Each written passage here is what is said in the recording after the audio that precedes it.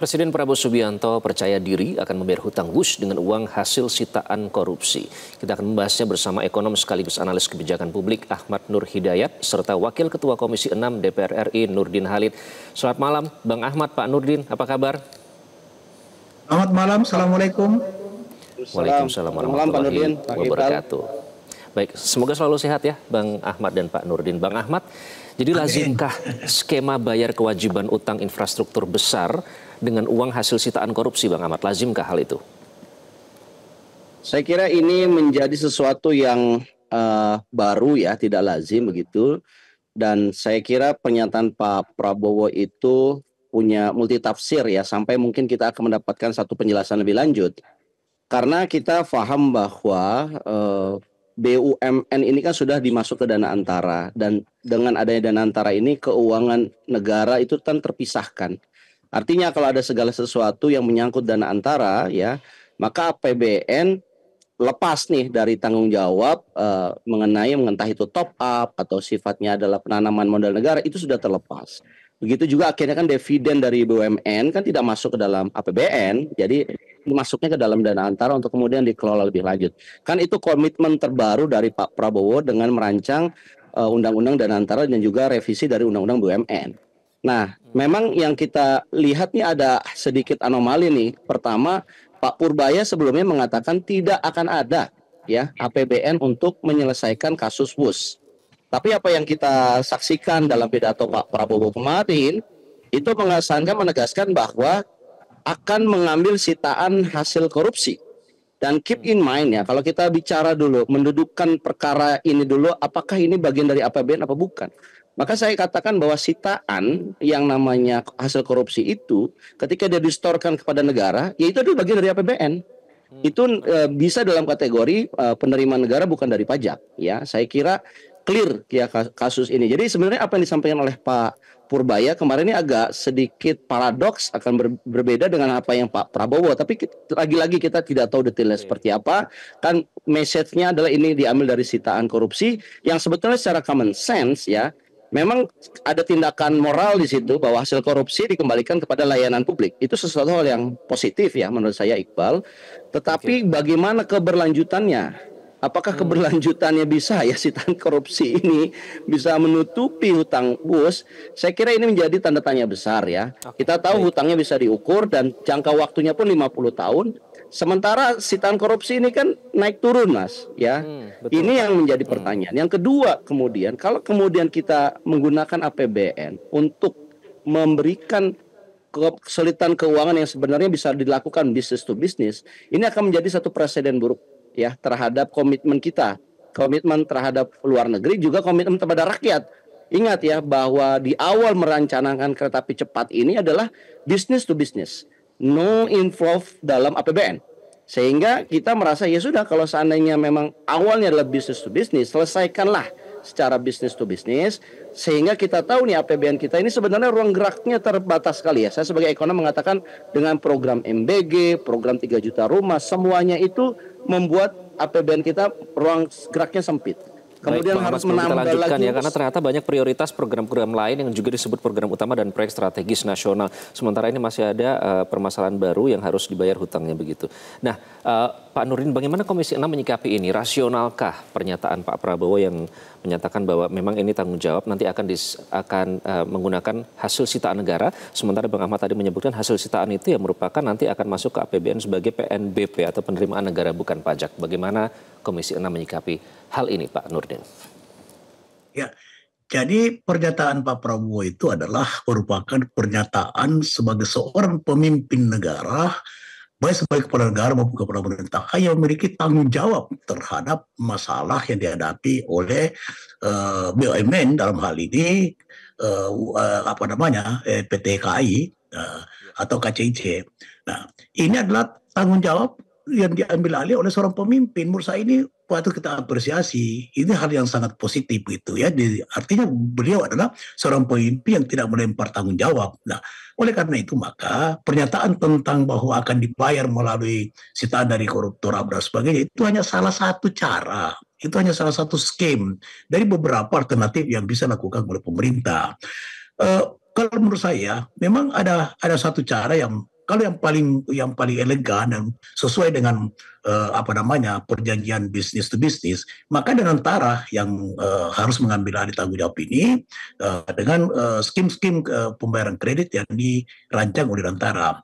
Tetapi satu hal yang perlu kita dipahami oleh bangsa Indonesia bahwa dimanapun atau kebanyakan negara-negara di luar di dunia ini itu untuk pembangunan sarana transportasi infrastruktur ditanggung oleh negara. Nah, oleh karena itu kalau seandainya Bapak Presiden memutuskan bahwa karena ini tanggung jawab negara, sekalipun ini B2B, tapi jangan kita harus pahami bahwa B2B ini di mana B2B-nya BUMN kita. BUMN ini adalah milik negara, ya. Jadi KAI itu milik negara, KCI itu milik negara. Nah, oleh karena itu maka negara tidak bisa lepas tangan terhadap persoalan pokok yang dihadapi oleh KCIC ini atau PT KAI ini, yaitu utang yang kurang lebih sekarang mungkin sudah mencapai 120,38 triliun. Itu karena ada pembengkakan biaya dan sebagainya.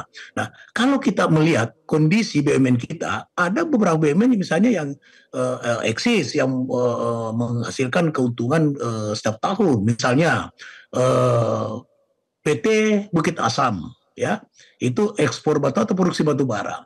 Kalau misalnya ini contoh saja, kalau Nantara misalnya menetapkan bahwa ini baru Nantara, kalau 120 triliun itu kemudian ada negosiasi mengenai waktu dari 40 menjadi 60 tahun, maka satu tahun itu hanya 2 triliun.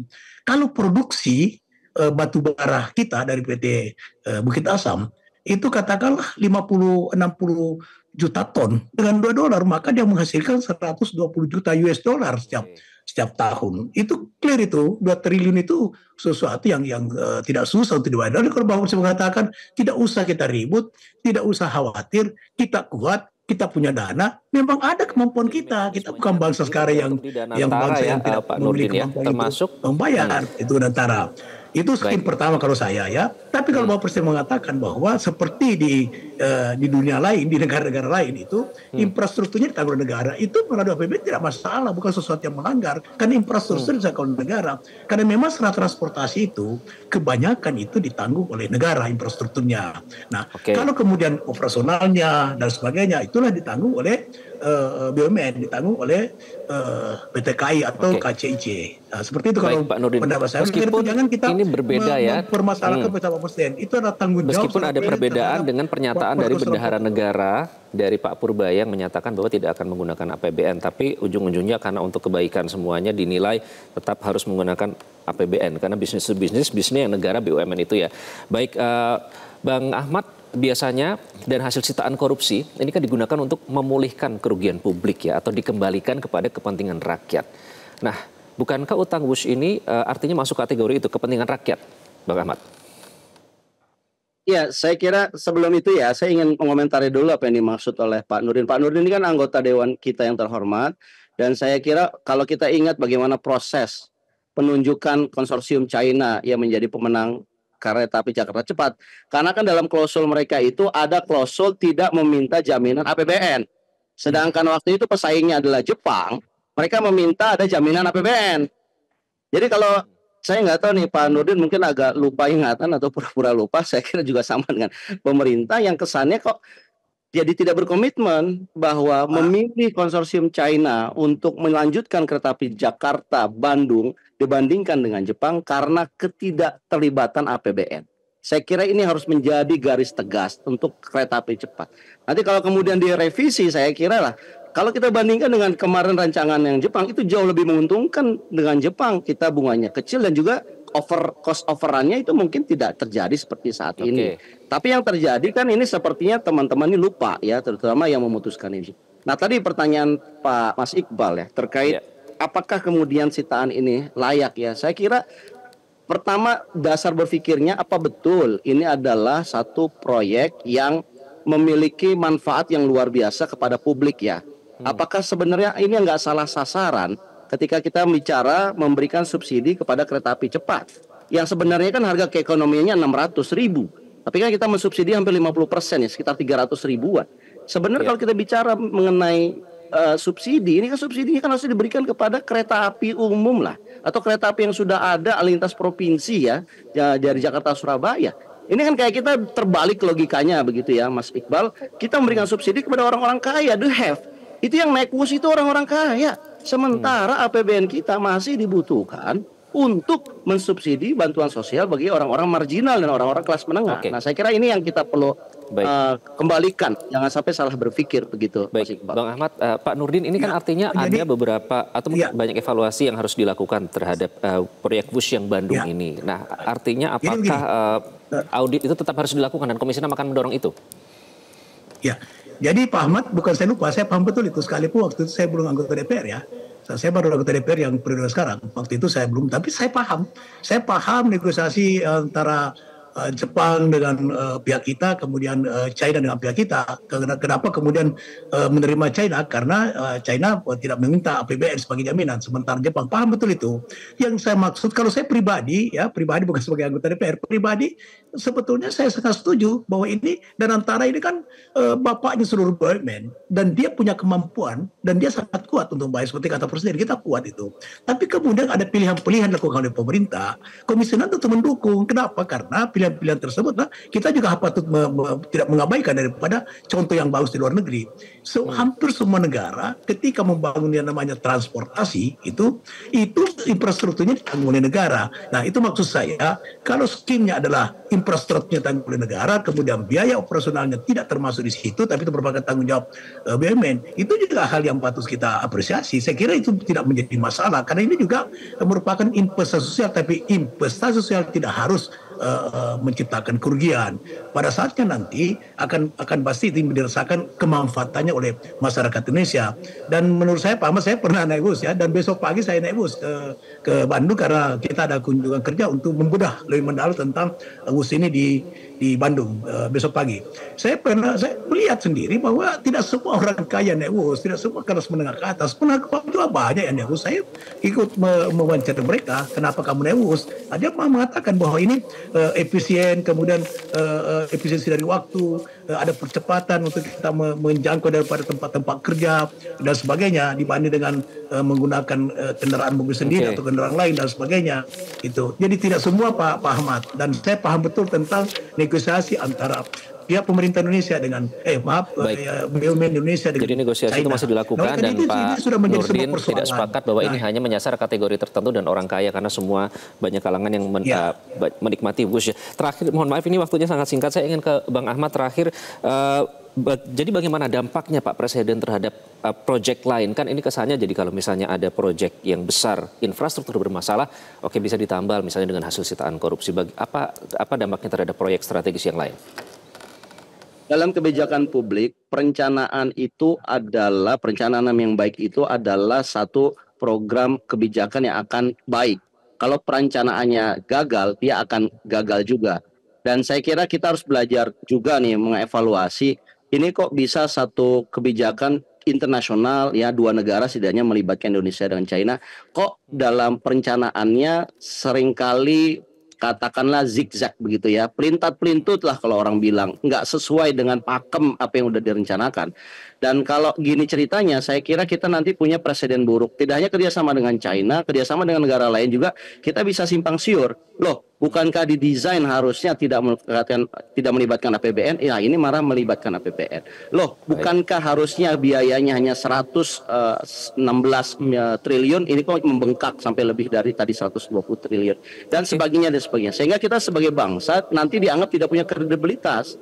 Dan yang kedua, sebetulnya dalam situasi seperti ini tidak akan jadi polemik manakala harga keekonomian WUS ini ya relatif murah. Ini kan karena terlalu mahal ya. Saya kira kalau pendekatannya bisnis to bisnis ya udah. Kalau kita bicara sering BBM ya, Pak Nurdin nggak paham. Kalau BBM itu kita bicara, ya udah dinaikkan aja ke harga ekonomiannya ya. Sekarang juga kita bicara sama juga nih. Kalau Pak Nurdin mau konsisten dan teman-teman mau konsisten, ya udah disesuaikan aja dengan harga keekonomian WUS-nya. Kalau harga keekonomiannya Baik, Bang 600 ribu, ya karena 600 ribu. Saya kira ini nggak akan jadi beban APBN untuk berikutnya. Oke, baik. Kita nantikan hasilnya ya. Kalau Pak Nurdin, saya kutip juga hasil wawancara pernah menyatakan bahwa ini sekarang tugasnya Danantara untuk bisa bernegosiasi sebaik mungkin, baik itu soal tenor, baik itu soal bunga. Kita nantikan hasil negosiasinya. Dan semoga ini konsisten dengan pernyataan Pak Prabowo bahwa Indonesia bukan negara sembarangan, jangan sampai sembarangan juga dalam membayar hutang ya. Mohon maaf Pak Nurdin, waktu kita sudah habis. Oh boleh, silakan singkat saja Pak Nurdin.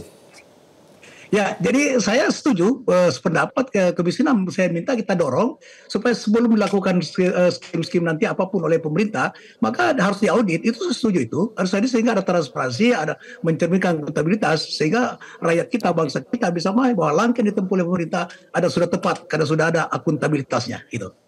Baik, kita nantikan hasil audit itu. Terima kasih Pak Nurdin, Bang Ahmad sudah bergabung dengan Prime Time News pada petang hari ini. Jelajahi cara baru mendapatkan informasi. Download Metro TV Extend sekarang.